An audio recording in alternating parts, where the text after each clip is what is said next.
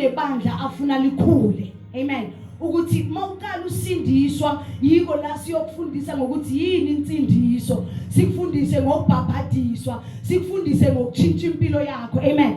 And then uthi asikhuleni sidlule lapho. Amen.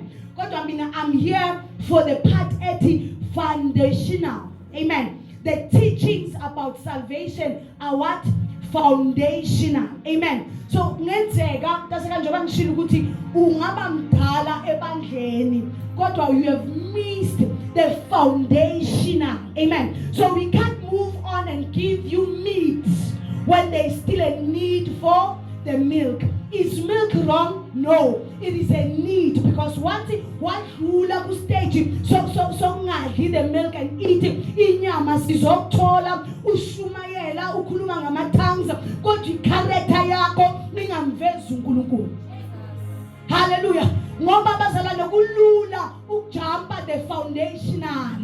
Ngoba you find people benza izinto and you take the flow. Amen. Kanti inkinga the milk is important. Abanengane bayazi ukuthi angeke uthi unengane namhlanje nasesibhedlela bayakutshela nokuthi ungayiphuzisi ngisho namanzi. Niyangizwa bazalwane? Ibe amanzi are healthy ne are right. Kodwa kuthiwa ungaphuzisi ingane ngisho nani namanzi, because kuba ne stage where ukudla okuqinile noma izinto will kill the child. So sibandla kuwenzekile bazalwane that manje in this church now, not even in this church, in the body of Christ, there are a lot of people who are missing the milk part. Bazalwane, the milk part is very important. Nishilo ngathi nizongizwa ngathi ngiyabhora ne. That's why the milk part is boring. Niyazwa bazalwane, kufana nothisha ofundisa ugrade R. Magazothi A E O uthisha ofundisa usolve by X angathi lo thisha lo akazi izinto lo ya no dom usathi 1 2, you understand? God to make you go boy to they have degrees. Amen. Mother, the people they are speaking to, they are not the same. Hallelujah. So ubalekile ukuthi in your bazalwane, when you are being saved, you are being born again. You uba ku stage so by infant, you are a child. Therefore, milk is what? Necessary. Hallelujah. So I'm here, bazalwane, to just give you an understanding of what is this faith. Njobu to sindisiwe yini kahle kahle insindiso. Khona ukhalela umphendula. Yini ukusindisa bazalwane? Hayi awezwa amandla akho sithatha isho. Isho. Yini insindiso? Yes, babe. Amen. Hallelujah. Uthi ukwamukela uJesu njengenkosi nomsindisi. Amen. So the word salvation, it comes from being saved. Amen. Njengoba sisho sina sithi see what? We are saved. What, like when you are being saved, it means that there was something that was supposed to destroy you. There was something that was supposed to kill you. When you are being saved, kusho ukuthi bekunento bekumele yenzeke kuwe. Kodwa wabeka isivikelo embi kwakho so that whatever you deserve does not come to you. Amen. So when you are being saved, you are saying there was something that was supposed to happen. Kodwa, now I am saved. That thing can no longer happen to me. Let's read Genesis. Hallelujah. Salvation or being saved, it speaks about that bazalwane ukuthi you are hidden.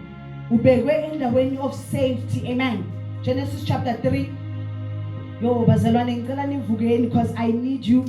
Angifuni ngoba mfundisi kunenye iphutha elenzakala emzimbeni kaKristu ukuthi abantu bathi esontweni lami asenzi lokho. Or umfundisi wami uthe asenzi lokho. So iba ngathi imfundiso yakamfundisi noma yebandla. Bazalwane asinayo into ekuthiwa imfundiso yani yebandla. Ngoba ibandla la kaKristu lenze njani linye okufundiswa la Great Call. Kumele mawufika encounter kufundiswe, mawufika ePhiladelphia kwenze njani bazalwane kufundiswe ngoba ibandla la kaKristu lenze njani linye bazalwane. Amen. So ngifuna siwafunde nama scriptures bazalwane, and when please write them down. Ngishilo ukuthi asishumayeleni senzani bazalwane. We have a study, study session. Sukuma kancane uthi. Sukuma bazalwane. Uthi.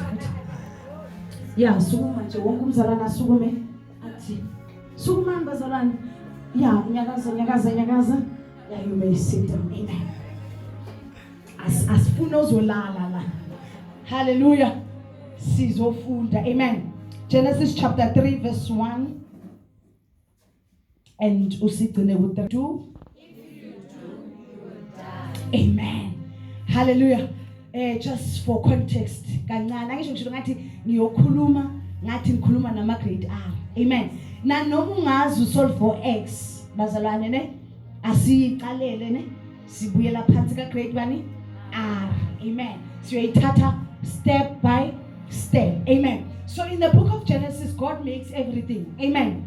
Now he makes man. Hallelujah. The Bible says ubenza in his image, and he gives them dominion. He gives them his ukusho ukuthi umuntu ufana exactly like God. Umuntu uhamba in a glory state. Umuntu unenkazimulo kaNkulunkulu. Hallelujah. So the Bible says makufika kuyenzeka ngelinye ilanga kufika a serpent. Usathana hayi inyoka ne. Usathana ufika through a serpent. Because the Bible says a serpent was the most cunning. So niyazana ukuthi inyoka enobuhlakani ne. So usathana akasinyoka. Nikhona class usathane wangena enyokeni. Inyoka isini usathana. Kodwa usathane njengoba usathana ngena emntwini angithi bazalana wangena kuphi enyokeni, and then he deceived uEve. Wambuza yabani ukuthi vele le ihlahla zidliwa yabani wathi uEve no singazidla kodwa lesi angeke sisidle. Hallelujah. Akumelanga sisidle ngoba if we do we will what? Hallelujah. If we eat singafa nokufa. Hallelujah. So the Bible says when you continue after the angisho manje siyahamba bazalana maka say I'm convinced inyoka seyimconvincile uEve. uEve yathatha isithelo okuthiwa ngasidle wenzani uyasidla. Hallelujah. Makaqeda waya kumyeni wakhe wathi nasi fruit enjani emnandi asidle, and the Bible says they ate. Mabadla immediately basibona benqunu noma bane shame. Hallelujah. So the glory state yasuswa kibo. Hallelujah. When they ate utheni usephezana bazalwana ukhuluma iqiniso eli yabona alenze lithambe kodwa lini liqiniso uthe you will when they eat they will what? Surely die. Hallelujah. So when they ate bazalwane they died from their natural or original state of glory. Uma bedla isithelo kwasuka ubuNkulunkulu kibo. So the dying is real. They died. Hallelujah. We will surely die. Hallelujah. Can we just read it? Okay, the serpent said, you won't die. The serpent replied to the woman, God knows that your eyes will be opened as soon as you eat, and you will be like God, knowing both good and evil. Did they die? Badlile ukufa yini kanti akusuphuma umphefumulo ukufa yini bazalwane class nikhona. The lion, oh, this is what? But he had the mind of Christ. The Bible says when he said this is a lion, it is the exact thing that the Lord was saying. So umuntu was in the dominion state. He was in the glory state. But eating caused death. Muntu and what is the reward, bazalwane, of sinning? Death.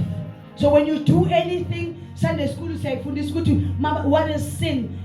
Sin is everything that you do that is against God. Amen. So anything that you do, it is sin. What is the reward of it? Death.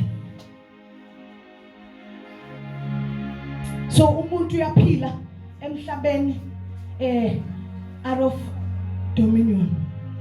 Umuntu uyaphila out of authority. Umuntu uyaphila akasana amandla. Umuntu, that is why ngithi mina sisikhona dakana namandla. Uthi uNkulunkulu makaqalekisa umuntu wesilisa uthi you will eat izithukuthuku zamandla. Ya utshela umhlaba ukuthi umhlaba rebel. Ngoba the Bible says everything in the garden, everything Adam needed was in the garden. Beka sebenza from rest. Amen. So now umhlaba rebelled. Usubonisa the move of authority. Ukuthi manje umhlaba uthi before you eat from me, you must work hard. Amen. Umhlaba rebelled against a man. Ilwane zaqala zathi masibona umuntu lion that I want to eat this one.